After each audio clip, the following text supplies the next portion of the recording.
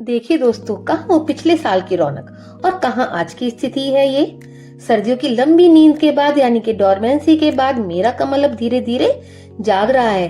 अब इसमें बस ये नन्ही नन्ही पत्तियां निकल आई हैं, लेकिन ये इशारा कर रही हैं कि अब समय आ गया है फिर से इन्हें तैयार करने का। नमस्कार दोस्तों, मैं मुक्ता शर्मा और आप देख रहे हैं मुक्तास टेरेस गार्डन। आज की इस वीडियो में हम साथ मिलकर अपने इस कमल की रिपोर्टिंग करेंगे ताकि इस साल भी हम वैसे ही ढेर सारे फूल मिले जैसे हमने शुरुआत में देखे हैं।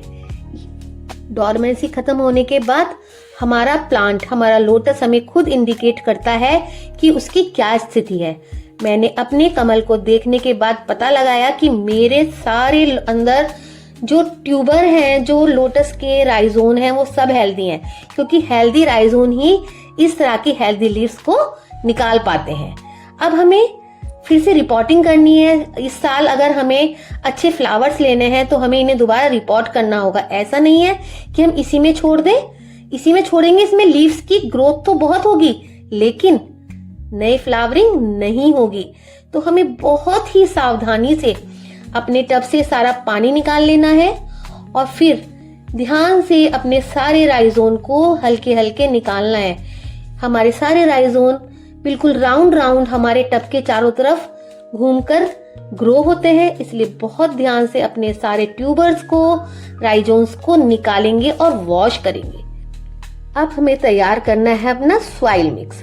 सॉइल मिक्स में हमें नीचे की तरफ अपने टब के तले में गोबर की खाद, जो कि अच्छे से गली हुई है और बहुत बढ़िया है, उसे भिगाएंगे। यानी कि अगर हमारा 24 इंच ऊंचाई का टब है तो हम उसमें 2-3 इंच की खाद को बिछा देंगे, ऊपर से मिलाएंगे थोड़ा वर्मी कंपोस्ट और बाकी 9-10 इंच हम उसमें भर देंगे गार्डन सॉइल। अगर आपके पास बहुत अच्छी है वो डालिए, अदरवाइज आप डायरेक्ट खेत से मंगाकर सॉइल को डाल सकते हैं। हमें ये मिक्स नहीं करना, हमें इनकी परतें बनानी है, लेयरिंग करनी है, परत बनानी है और इस तरीके से हम अपने टब की सॉइल को तैयार करेंगे। एक बात का ध्यान रखना है कि खाद हमें जो गोबर की खाद है या वर्मिंग कंपोस्ट है बहुत ज्यादा नहीं लेनी है, क्योंकि ज्यादा अगर फर्टिलाइजर खाद हो जाएगा तो हमारे जो ट्यूबर, जो राइजोन्स हैं, वो लगाने पर गल सकते हैं, सड़ सकते हैं।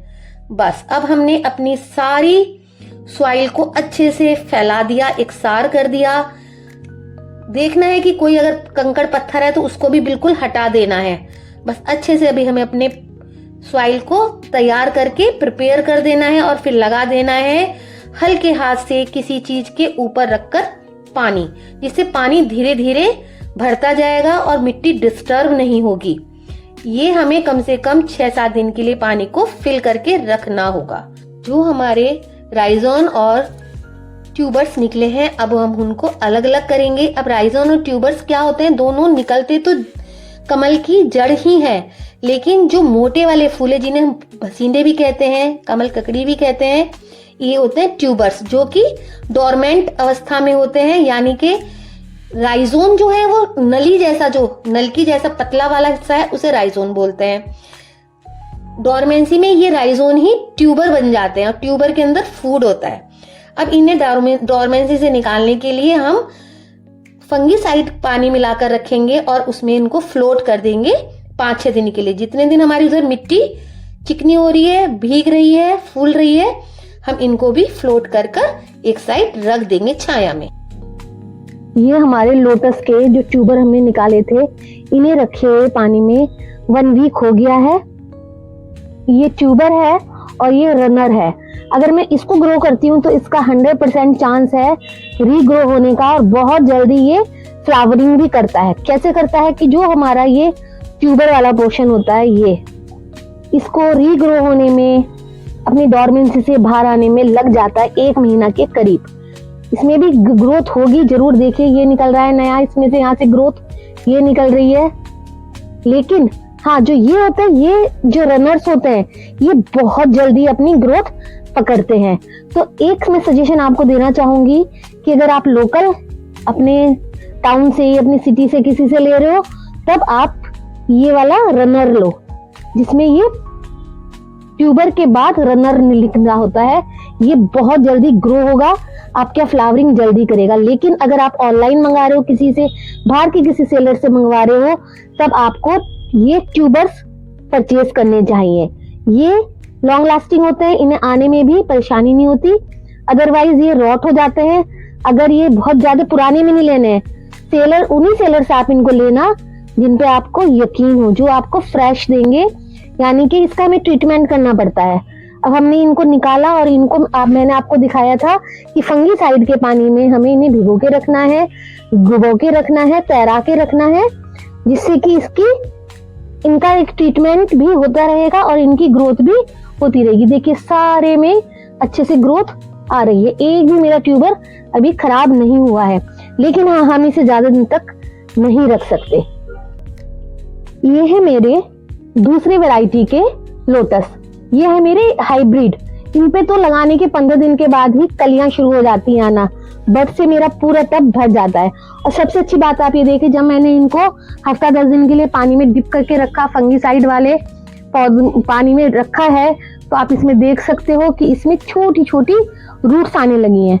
यही बहुत अच्छा साइन है कि हमारा ट्यूबर हेल्दी है। और अब मैं ये रीग्रो होने के लिए मैं इसको वापस टब में लगाऊंगी। तो चलिए कैसे इनको लगाना है, कैसे इनको ग्रो करना है, ये पूरा प्रोसीजर, और साथ साथ कि हमें कौन सा फर्टिलाइजर देना है जिससे कि हमारा प्लांट यानी कि हमारा ट्यूबर, हमारा राइजोन बहुत अच्छे से प्रोड्यूस करे और हमारा पूरा टब समय आने पर फ्लावरिंग से भर जाए।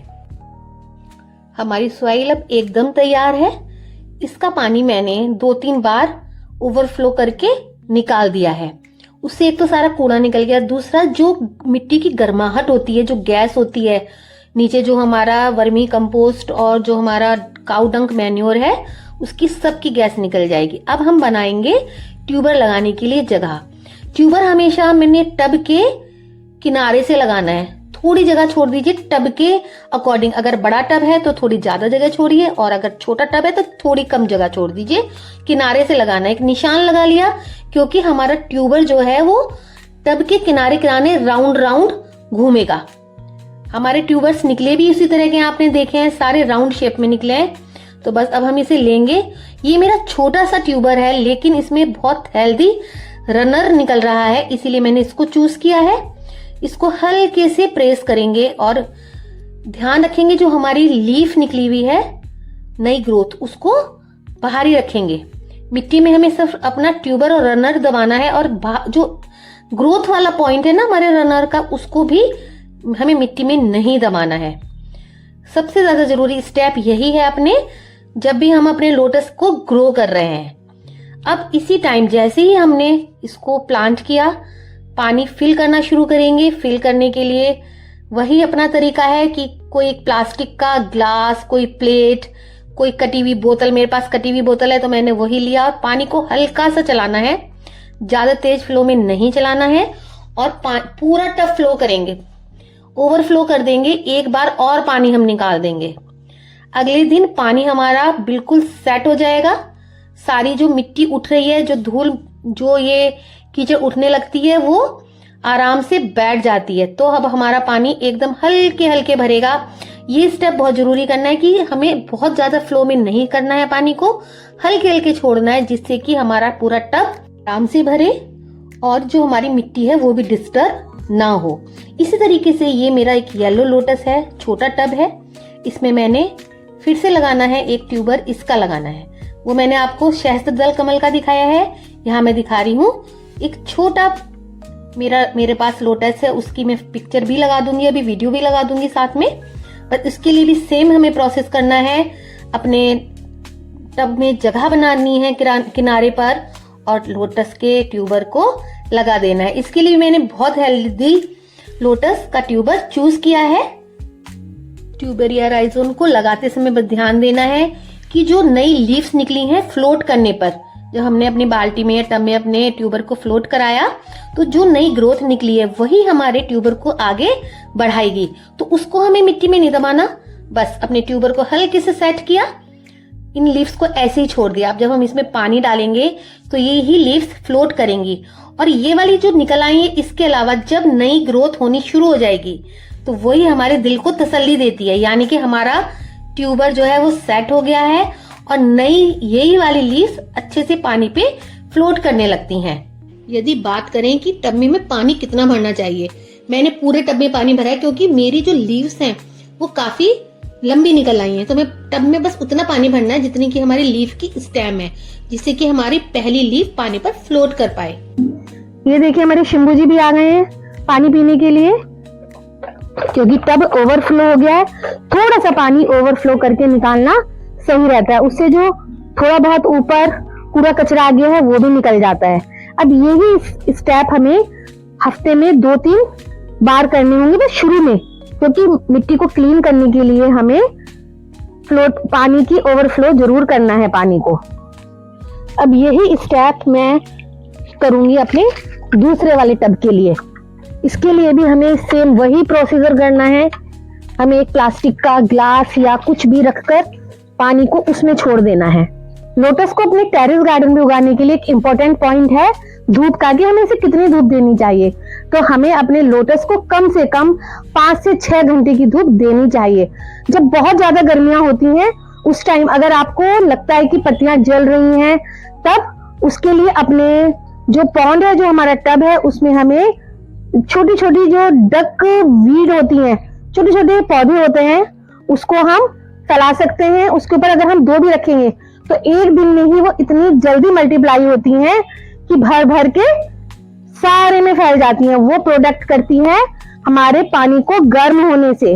पौधा हमारा हेल्दी रहता है। धूप चाहिए कम से कम 5-6 घंटे की धूप, अगर 6-7 घंटे की या ज्यादा 8 घंटे की भी धूप मिल जाती है तो फिर तो आपके लोटस प्लांट की बल्ले बल्ले है। ये हमारा रिजल्ट है 6 दिन बाद का। हमारी लीव्स फ्लोट करने लगी हैं। मैंने इस वीडियो में आपको लाइव एग्जाम्पल्स के साथ डेट वाइज एक एक चीज बताई है, पूरी इंफॉर्मेशन देने की कोशिश की है। और अगर मैं इंफॉर्मेशन देती हूँ और चीजों के लिए, जैसे एल्गी से कैसे बचाएं लोटस को, किस टाइम कौन सा फर्टिलाइजर देना है, और बहुत सारी बातें हैं, उसके लिए वीडियो बहुत ज्यादा लंबी हो जाएगी। तो जल्द ही मैं एक वीडियो और लाने वाली हूँ। अगर आपको ये वीडियो अच्छा लगा हो, इन्फॉर्मेशन अच्छी लगी हो, तो वीडियो को लाइक और शेयर जरूर करें। चैनल पे अगर पहली बार आए हैं तो सब्सक्राइब करना ना भूलें, बेल का आइकन जरूर दबाएं। आगे की सारी इन्फॉर्मेशन के लिए मिलते हैं जल्दी ही। ट्यूबर और राइजोन के अच्छी तरह से लग जाने के बाद 90 दिनों के बाद हमारे टब में कलियां दिखाई देती हैं। कलियां आती हैं एरियल लीव्स के साथ। पहले एरियल लीव्स आती हैं और फिर साथ में ही किसी भी एरियल लीव्स के साथ ही कलियां पानी से बाहर आ जाती हैं।